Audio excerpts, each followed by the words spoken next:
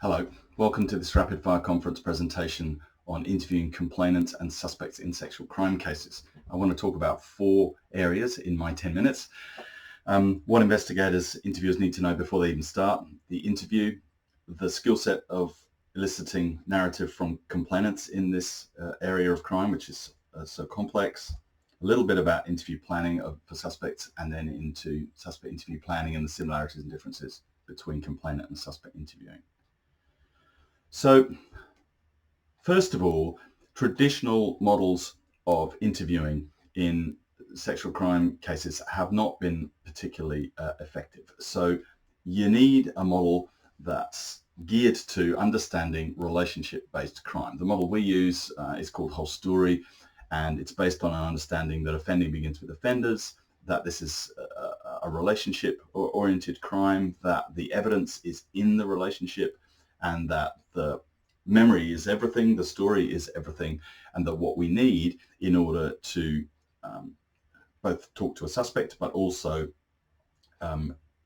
to present the evidence to fact finders is a complete, consistent and coherent narrative from the complainant. And that's pretty hard, particularly as we know there's a lot of myth and misconception out in the community. There's the phrase counterintuitive behavior about victims, for example. So supposedly it's counterintuitive that people stay in relationships where they're being sexually assaulted, or that they revisit that, or that they don't tell. But actually, the more you understand the specialism of sexual crime, the dynamics of sexually abusive relationships and the behavior of offenders and the psychology of offenders, you realize that the way victims react to those behaviors is entirely intuitive, and that there is a large body of scientific evidence about how wrong some of those myths and misconceptions are. I presented last time on that a little bit, and so through Police Science Doctor you can get those resources, or just look up the Institute of Criminology here in Australia. We did a piece about adults, and with Victoria Police we put out a piece about myths and misconceptions. And the reason I bang on about those is they are really the background to taking the case to fact finders in the future. We know that the majority of cases won't get there, and part of the reason they don't is to get beyond reasonable doubt in an adversarial court is extraordinarily hard. And we know that the main job of defense is to destroy the credibility of the complainant. Whatever you think about that, that is the case. There's an article just from a research piece from a couple of years ago looking at rape investigations in the 1950s and the 2000s, and looking at whether defense counsel's tactics have changed in that time. And the short answer was no, they haven't. But the detail was interesting, that what defense used to promote back in the 1950s would be more about, the established reputation of the man in question, that she hadn't resisted, that there weren't any injuries, so they were allowed also to attack her sexual history back then. And now the tactics, so they don't tend to use those anymore. Those myths and misconceptions don't work quite so well. Those tactics don't work quite so well. So what they're promoting now will be prior inconsistencies and memory issues and so on. So really, they're just shifting to another set of myths and misconceptions. And the reason these are important is because we need to be aware of them as investigators, so that we can both move on from them ourselves, but also in the complainant interview, make sure that we see if there are any possible gaps or problems there with that, and cover them in the interview. So when we talk about the complainant interview in a minute, you'll see how complicated it is to get to those kinds of questions. So lastly, on the preparation, I just want to talk a little bit about what victim-centric and trauma-informed, because these phrases are everywhere now. What does that actually mean? So trauma-informed means that you understand the experience that victims of sexual crime have been through, so that everything you do in creating the environment to tell that story, training your investigators, building rapport, eliciting the narrative, all come from an understanding of what they've experienced. And victim-centric really means that in that broader sense, we understand that experience, and that our first goal is to support complainants through that process. And just let me say one thing here about this believing, because there's a debate about moving from disbelieving cultures means moving to believing cultures. And really, we can't do that as investigators. The culture we need to promote is a culture of listening. All right, so let's talk about complainant interviews. And First of all, I want to read you something from Peter Levine, who has written a lot about trauma and memory. So he says, in sharp contrast to gratifying or even troublesome memories, which can generally be formed and revisited as coherent narratives, traumatic memories tend to arise as fragmented splinters of inchoate and indigestible sensations, emotions, images, smells, tastes, thoughts, and so on. So this is in part why I think this is the highest level skill set in policing, interviewing complaints of sexual crime, because we know that that trauma has created problems for them in the way they have stored that memory and the way they're going to retrieve that memory. And we have to elicit that from them, from that trauma, presumably with also fear and anxiety there about the consequences of telling that story, because let's face it, most victims still don't come forward and tell their stories because they're afraid of the way we're going to listen and hear those stories. And we have to do that without having heard the story before, to take them through the breadth and the depth of that narrative to an end point of a complete, consistent and coherent one that we can then take into suspect interview and then in front of fact finders. Memories are our crime scene in this field. Memories, they're the crime scene. And so our ability to draw that memory out, to understand the victim's experience, to understand trauma, and to go through the breadth and depth of that narrative it's everything. And it's why I think the attrition rate is partly why any of the attrition rate is so high. And we have debates about how many people can actually do this, because it's such a difficult skill set to master. So the difference, obviously, let's just talk about the difference with suspect interviewing here, because the biggest difference is you've heard the story before, or at least you've heard the complainant's version of that story, so you can plan for it. I want to tell you a story now about, I'll give you an example of this fragmented narrative coming in, and we'll look at how we might interview that particular suspect. So in the last presentation, I talked about a woman who went for a massage and she was sexually assaulted, digitally raped during that massage. Actually, somebody, let me just clarify, digitally raped, there were a few questions afterwards at what that means. And I guess digital means different things, but in this instance, it means fingers. Nothing to do with technology, if anybody is still wondering or watching this presentation, didn't see the one before. So what happens maybe when she comes to tell her story is she came in and said something along the lines of, well, I went to see this guy, he was new, I usually go to another lady, he seemed good, then he got me to take all my underwear off, and he turned around while I was undressing, and then the massage was good, and but then he put his fingers in me, and then he asked me if I liked it, and well, I just paid and got out of there, and I phoned my sister, and she said I should call you, but I just couldn't do it, and anyway, here I am, and it's 2 weeks later when she comes in. So inexperienced interviewers probably have a panic at this point, like, where's the story here? And boy, that's full of holes. And in a way, on first look, it is. But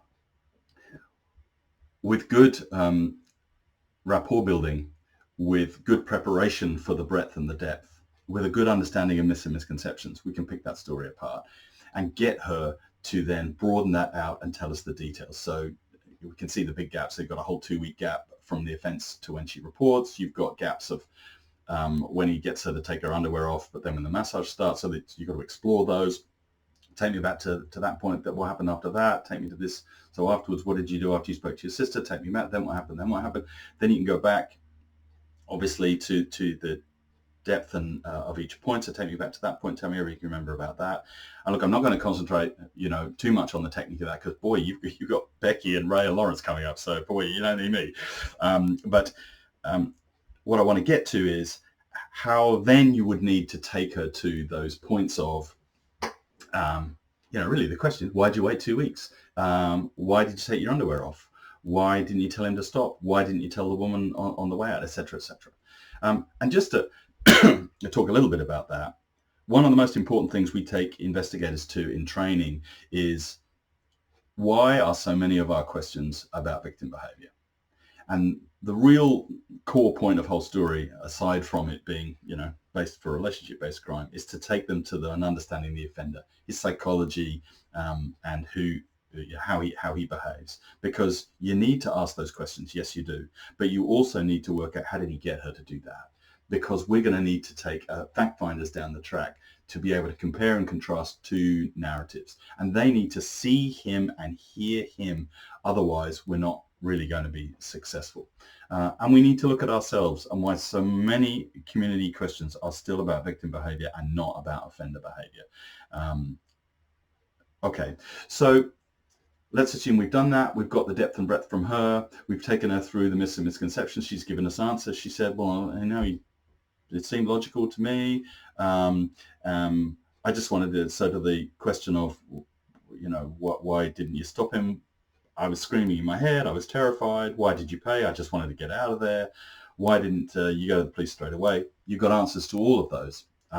Sometimes when you ask, you get, I don't know, and that's okay. But more often than not, we used to talk about that whenever we get the question, do we need an expert witness in this case? We'd say you've already got an expert and they're right there in front of you. So if we use depth and breadth well, we build rapport well, we can take them without judgment, such an important phrase here, without judgment to the myths and misconceptions anybody might fall for, then you can get that complete, consistent and coherent narrative.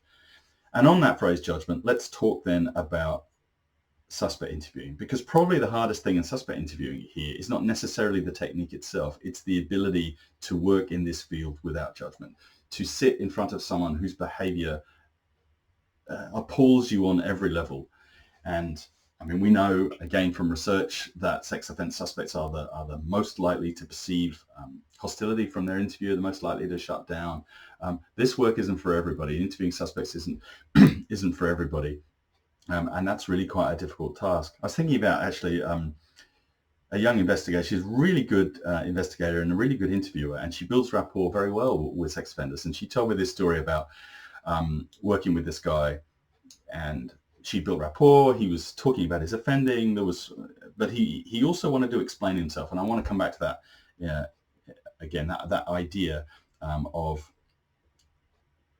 suspects in an interview wanting to explain themselves. So one of the hardest things we found trying to persuade investigators was that sex offenders want to talk to you in a suspect interview. They want to, and we call it in training tapping the desire to explain. You've got to be able to tap the desire he has to explain himself.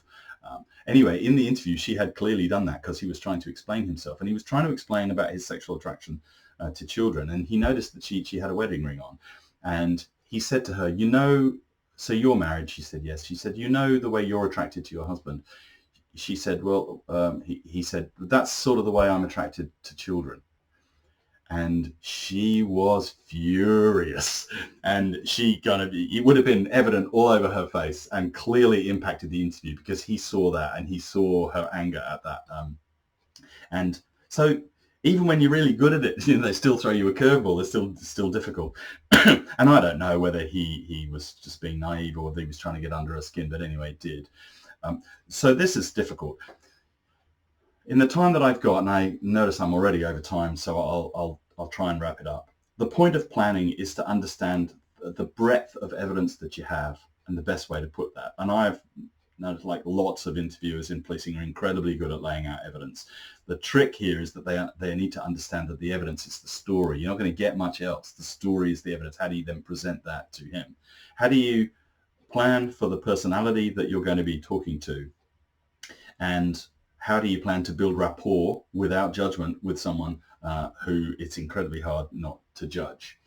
So one more quick thing on that, which is that old-fashioned notion of asking questions is what keeps you in control of the interview.